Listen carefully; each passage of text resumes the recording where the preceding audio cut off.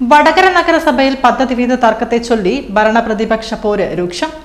LDF കൊണ്ടുവന്ന പ്രമേയത്തെ BJP തുണച്ചതും ശ്രദ്ധ നേടി. സംസ്ഥാന സർക്കാരിന്റെ പദ്ധതി വീതം വെട്ടിക്കുറച്ച നടപടിക്കെതിരെ LDF ഭരണസമിതി കൊണ്ടുവന്ന പ്രമേയം കൗൺസിൽ പാസാക്കി. UDF RMP കൗൺസിലർമാർ യോഗത്തിൽ നിന്ന് വാക്കൌട്ട് നടത്തി.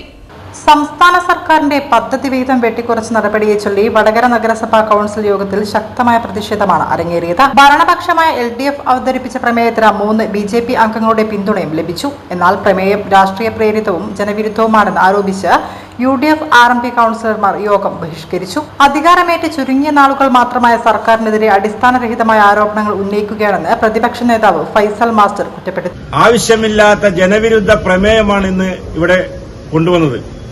അതിൽ പ്രതിഷേധിച്ചുകൊണ്ട് UDF RMP കൌൺസിലർമാർ ഇന്ന് വാക്കൌട്ട് നടത്തി ഞങ്ങളിത് ഇവിടെ പ്രതിഷേധിക്കുകയാണ്.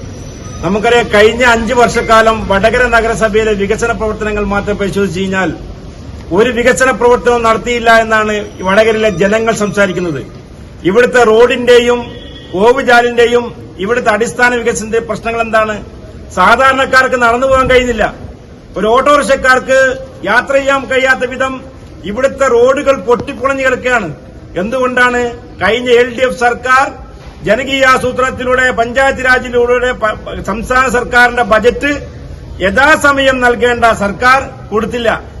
ഈ അവസാനം 2025-26 കാലഘട്ടത്തിൽ 3ാം ഗഡു നൽകാതെയാണ് LDF സർക്കാർ ഇറങ്ങിപ്പോയത്.